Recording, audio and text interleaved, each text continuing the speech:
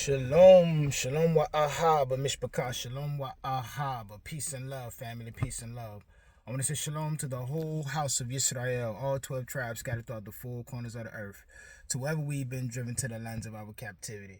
I would also like to say shalom to the sojourners, the Gentiles, and the foreigners, and all those who give thanks, honor, and praises to the Elohim, or God of the Bible, and his only begotten Son, Yahushua HaMashiach, to whom many of you refer to as Christ. Hallelujah.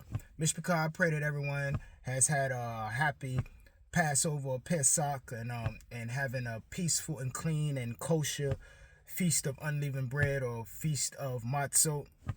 And I just want to speak momentarily about how we all have survived the end and the death of an era. And those of us who see clearly what is at hand and what is about to come to pass within the so-called black community. We have survived a program. A program that was placed upon our people, I say probably since the Harlem Renaissance, but it got kicked into high drive around the 60s. You understand that, Mishpachah? And I'm not speaking to you. If you're 40 years old and you still sagging your pants, wearing skinny jeans and rocking mohawks and still doing all the stuff that you see people doing on TV, when you know goodness well you was born in the 90s where we rock jeans and white tees and fitted caps and you know that grown men don't advertise they buttocks to the public. If you's a 40-some-odd-year-old man and you are still idolizing these 50-some-odd-year-old rappers who are down low sodomites or whatever, I'm really not talking to you. You really didn't survive the you didn't survive the program. You are still victimized by the program, and more than likely you're gonna go down in flames with the program, Mishpachah. But to those of us who have realized that most of what we were fed for for the bulk of all of our lives, those of us who are in our late 30s, early 40s, those of us who have awakened at that age, that the bulk of everything that was placed in our lives was all fabricated. It was all part of a program. And as we witnessed the downfall of hip hop in the coming years through the Diddy case, well, all things will be revealed, just like they trolled our people by letting them know that everybody dealing with Diddy, especially the men, but even the women, all of them were into some sexually debaucherous lifestyles when they exposed to you that the man had 1,000 bottles of baby oil in his house and 700 dildos. That lets you know right there that everything dealing and around so-called black entertainment, the hip-hop industry, black Hollywood, was down with the baby oil and down with the dildos, Mishpachah. They are sexual deviants, and they were puppets that were used to convince us as a people to destroy ourselves. They were the instruments and the tools used to wage war upon our people.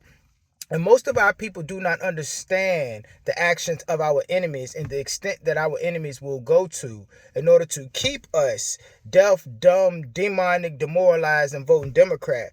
It's because they don't understand who we are, why we are, where we are, and who we are intended to be.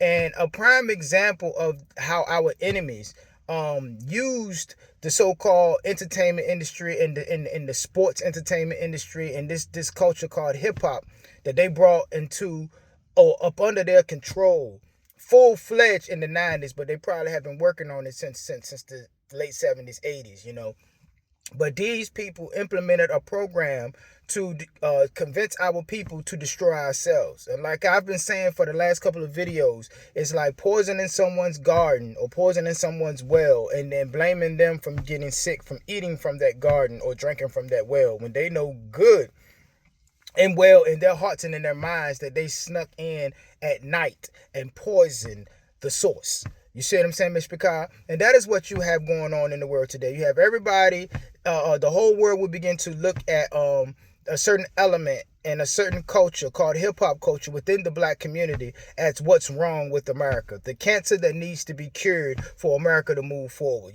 Black people, the black community, the hip-hop community, they are a disease upon America. They violent, they pushing drugs, they pushing people selling that fentanyl, They are just an issue that has to be dealt with. They out here robbing and killing people. You see what I'm saying? And it's all a larger program. And because you don't understand the enemies, you don't understand the program put in place to your enemy to get you to destroy yourself before the eyes of the people of the world and before the eyes of the Most High. You see what I'm saying, Mr. Picard?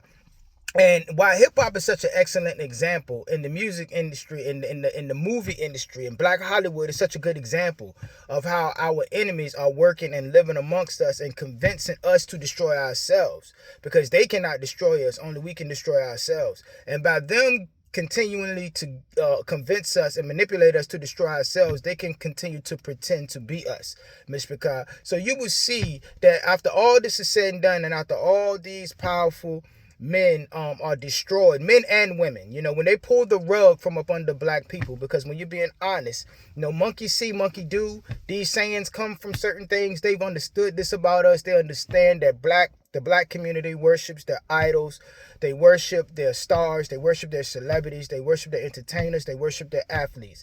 So we control their athletes and get their athletes and their entertainers and their musicians and their actors and everybody to promote certain agendas. They will begin to live these agendas themselves. They understand this. And the same people that they use, the weak and the dumb and ambitious amongst us, the worst people they put in the most powerful position. They compromise these people, which is why the bulk of the men that you have grown up seeing before you on the tail lies to your vision and everything, most of these men are broken men. These men have been sodomized and are sodomites. See what I'm saying? Because they had to say, how can we trust these street dudes? How can we trust these Black men with these millions of dollars that they're going to have access to by us making them stars so they can influence their people to destroy themselves? How they did it, they broke them the same way they broke slaves. Before a slave is brought into the house, he must be broken. And we all that come from the so-called Black community, we know what buck breaking is. And that is why they exposed to you that P. Diddy, one of the most powerful men in your so-called Black community, one of the few billionaires that you have, outside of Oprah and Michael Jordan and Jay-Z, maybe Beyonce and a few others, one of the most powerful men in your community had 1,000 bottles of baby oil and 700 dildos in his house. And we all know that was not entertainment for women, because women don't need to be lubed up. Okay, women don't need to be lubed up. If she feeling you and she wanted to give you what she got, she gonna lube herself up. You understand that? You know what I mean? But men need to be lubed up. You know what I'm saying? And the dildos is something going on. You understand what that Miss Picard Pimp C told us when he was alive? We just didn't hear him. We just didn't listen. And ironically, that man ended up dying on Jay-Z's birthday. You see what I'm saying, Miss Picard? So we'll just leave that at that. You know what I mean? I'll leave that up to you. But when we see all of these people fall, the people that that signed the checks are still going to be standing. And I'm just going to name a couple of those names that will still be standing after all of hip-hop falls down and everything is exposed and they become the face of what's wrong with America. And they be in Black Hollywood and Black entertainment becomes the cover-up for what is wrong with all of America and all of Hollywood and all of the elite.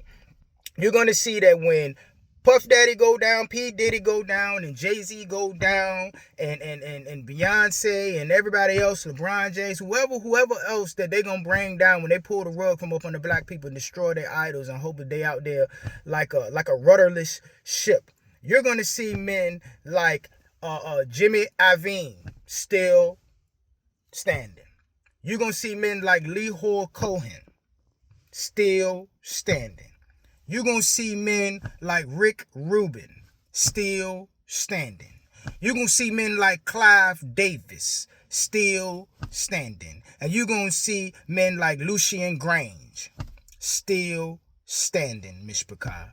And when you understand, listen to those names. And Lucien Grange, that ain't even his real name. He changed his name from some kind of Stein. You understand that? But when you hear Jimmy Iovine and Lehor Cohen and Rick Rubin, you understand that, Miss Picard?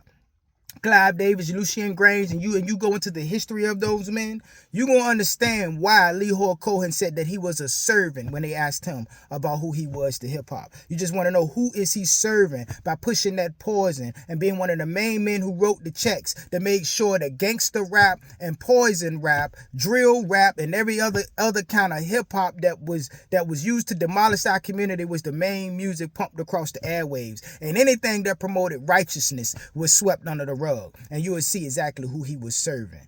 Mishpachah, we must aim to be the last men standing. And everything that those of us that made it to this point, understanding what we understand, what we should be doing is living to defy every stereotype and every tool that they have devised in order to use against us and use to justify doing certain things and accomplishing certain things within our community, Mishpachah. We are the sole survivors, and we must stand firm and strong and realize that, we were strong enough to survive that program called hip-hop. And we're going to come out on the other side of this thing strong and up under the hands of the Most High. And with that, I'm going to go ahead and get out of here, Mishpachah. And always remember to keep the fire burning. A little more oil in my lungs. Hallelujah, Mishpachah. Keep your eyes open. Stay prepared so that you don't have to get prepared. And remember that your redemption is near. Until we meet again, Mishpachah. Kumar, Yisrael. Kam Yasha'al. Rise, Yisrael. Shalom. Shalom. Salama, Mishpachah. Hallelujah.